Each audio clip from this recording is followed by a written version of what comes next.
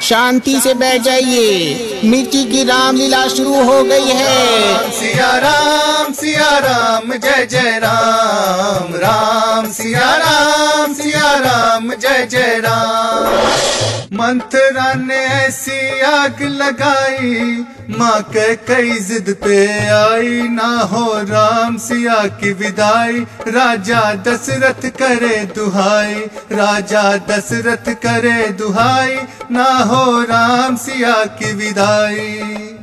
पिता की आज्ञा लेकर है निकल पड़े श्री राम, वन जाने से पहले उन्होंने माँ को किया प्रणाम। नहीं राम नहीं, ये कैसी राजाज्ञा है?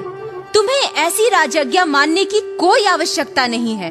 अगर महाराज चाहते हैं कि राजगद्दी भरत को मिले तो ठीक है, किंतु वनवास ये तो अनुचित राजाज्ञा है, तुम इसे मत मानो।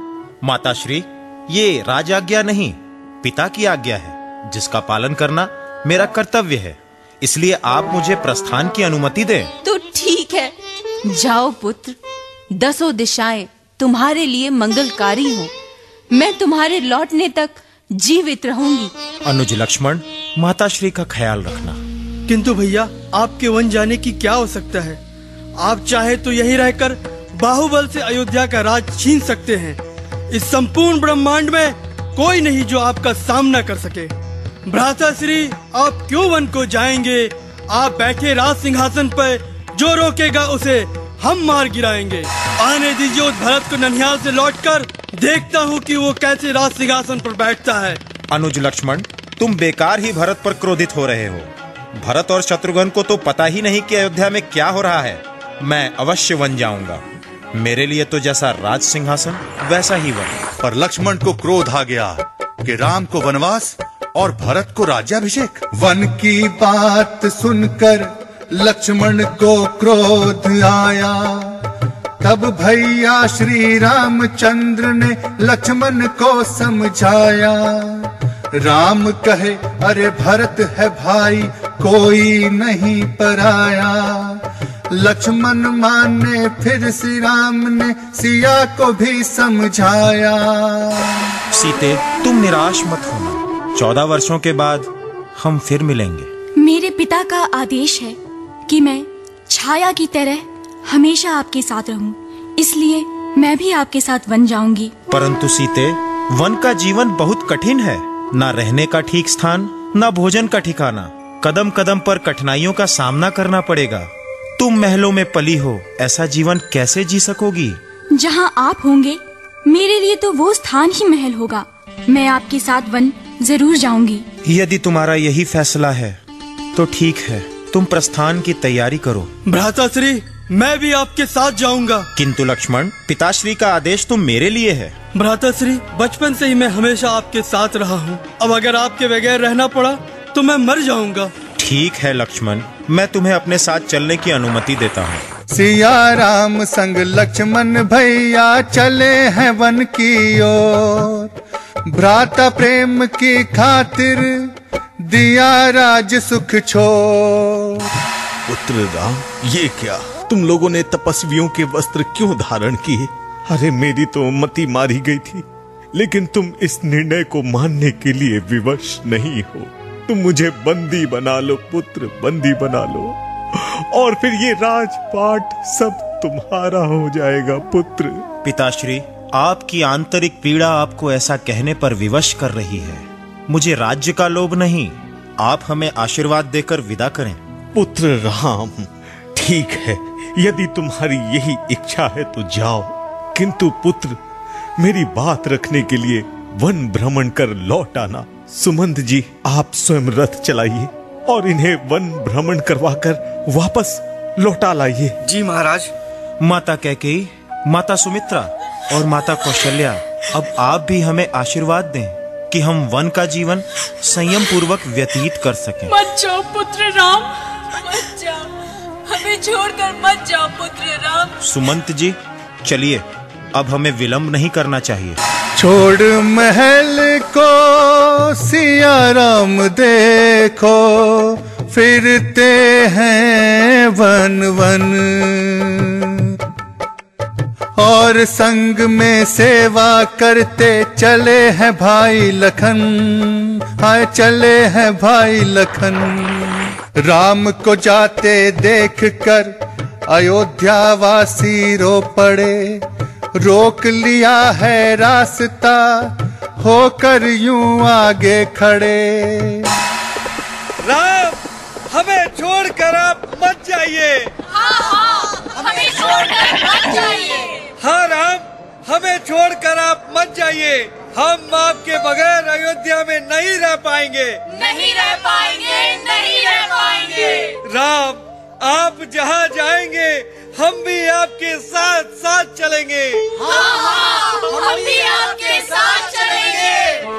नगरवासियों, मैं अपने पुत्र धर्म का पालन करने जा रहा हूँ। आप हमारे साथ न आएं। कृपया कर आप यहीं रुककर अपने प्रजा धर्म का पालन करें। अब मुझे अनुमति दें और फिर मैं 14 वर्षों के बाद वापस लौटकर फिर आपकी सेवा करूंगा।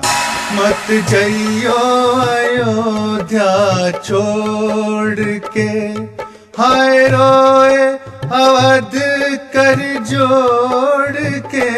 राम मत जायोध्या छोड़। उसके बाद राम पहुंचे नदी किनारे, अपनी माटी का तिलक लगाकर उसे किया प्रणाम। मर्यादा की रक्षा को चल पड़े श्री राम। आगे केवट खड़ा था और राम को नदी पार करनी थी। अरे क्या बात है भैया, ये नाव इतना काहे से जा रहे हो?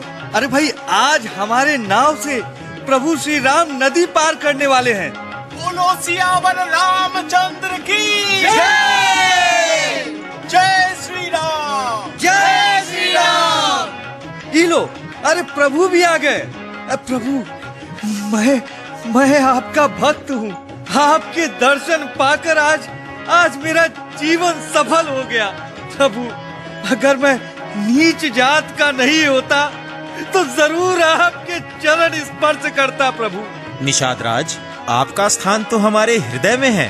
आप हमारे गले लगिए।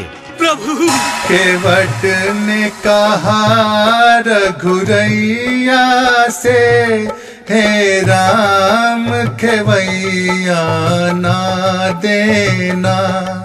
मैं तुमको पार उतारूंगा, तुम मुझको पार लगा देना। राजा दशरथ की आज्ञा से जब सुमंत ने राम को सीमा पर छोड़ा और वापस आए, बड़ी दुखद घड़ी थी राजा दशरथ के लिए। राम को सीमा पार कराकर लौटे जो सुमन, इसी वेदना ने कर दिया दशरथ जी का जीवन। सुमन, ये क्या आप अकेले लौट रहे हैं? पुत्र राम, लक्ष्मण और सीता, ये तीनों कहाँ हैं? बोलिए, आप जवाब क्यों नहीं दे रहे हैं? मैंने तो आपसे कहा था कि उन्हें वन भ्रमण करवा करके लौटा लाइएगा। कहाँ है वो, कहाँ है? क्षमा कीजिए महाराज, उन्होंने लौटने से मना कर दिया। क्या उन्होंने लौटने से मना कर दिया? जी महाराज, उन्होंने कहा कि यदि मैं आज लौट गया तो भविष्य में कभी कोई पुत्र पिता की आज्ञा का उल्लंघन करने से नहीं चूकेगा। तो क्या वो 14 वर्षों के वनवास के बाद ही लौटेंगे? नहीं, ऐसा नहीं हो सकता। जी महाराज, नहीं, ये मैंने क्या कर दिया? हे ईश्वर, ये मैंने क्या कर दिया? राम, पुत्र राम। महाराज, ये क्या? महाराज, जल्दी से राज्य वैद्य को बुलाइए। महाराज, नहीं महाराज। एक समय था राजा दशरथ उड़ते फिरे बीमार, पुत्र शोक से व्याकुल होके आज है तजते प्राण। समय है सबसे बड़ा बलवान, समय है सबसे बड़ा बलवान। राम सिया राम, सिया राम, सिया राम।